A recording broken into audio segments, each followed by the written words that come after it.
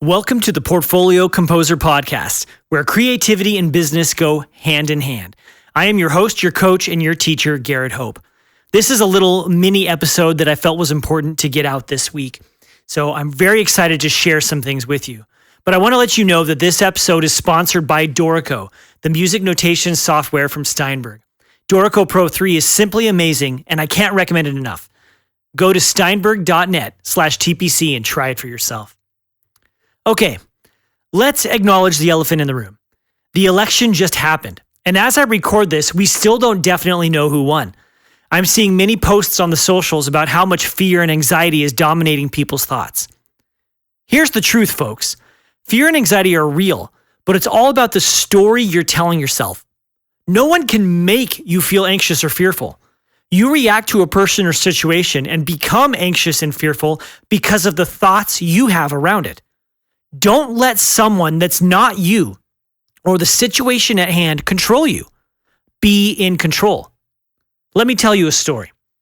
When my contract to teach at the small liberal arts college was not renewed, I knew I was in trouble. I had mountains of student loan debt, consumer and credit card debt, and no job. We had just moved back across the country and were living in a small apartment. The anxiety and fear was crippling. I would wake up in the middle of the night in cold sweats with a sinking feeling in my body. I felt hopeless and powerless. I could not see a way out. I was also letting the events of the outside world affect me. I was concerned about other people's opinions to the point that I would only take action if I thought it would be okay. I wasn't happy with the leadership I was seeing at the local, state, or national level either.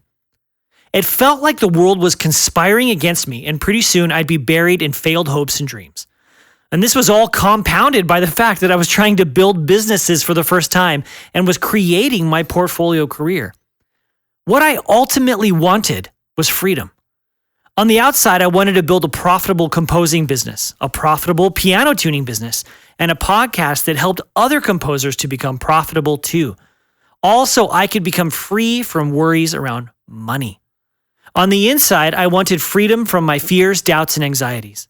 I didn't want to be controlled by things outside myself. I didn't want the current events to influence how I was feeling. I wanted to be outside of all that. I started listening to business podcasts and reading business books. What a revelation. Almost every single one pointed towards three things that successful people do. So I started trying to apply these to my life. Meditation, changing my thinking around the circumstances I find myself in, and developing a new relationship with money. All of these are great, but the problem was implementing them in a meaningful way. The biggest roadblock was that I also didn't truly believe these would help me. I had so much resistance that they didn't make much of a difference. I thought I knew what I was doing, and despite trying all these things, the progress was slow and I remained anxious, fearful, and worried. I got to the point where I absolutely had to change. My wife told me I was in a depression. I might truly have been. I had also read enough business books to quote unquote know what I had to do, but I was too afraid to do the hardest parts. I couldn't change my thinking on my own. The huge obstacle for me in making change in my life was my mind. It didn't matter if the issue was wrapped up in money, my creative career, the service business I was building, my relationships, the political situation I was living through, or anything else. My mind was getting in my way. If I wasn't able to change how I was thinking, I was going to end up damaging my relationship with my wife and daughter. I might have hurt myself or become desperate enough to try something truly risky. I was also starting to drink a lot. The downward spiral was spinning faster and faster. And then I started working with some coaches. My first coach was a guy named Croy Sather. He showed me how much opportunity there was in the world and helped me start to reframe my story. Here was a guy who didn't have a job, but didn't worry about money. He set audacious goals for himself, like running across America in 100 consecutive days, averaging a marathon's distance every day, writing books, and becoming a motivational speaker. What he taught me is that I could set audacious goals too, and that I no longer had to live with the fear, doubt, and anxiety. What I began to realize was that I was not using the three things successful people did in an integrated way. With Croy's help, I began building a system that allowed me to make the changes I needed to make. It didn't take long before I began seeing positive changes in my life, and I became so excited I started teaching others what I was learning. I learned how to coach and started coaching others, and I'm still excited about it. And that's why I've recently created a new framework that I've been using to make sure my thoughts are helping and not hurting. My thinking around money and my relationship with money is healthier, and my use of meditation is transformative.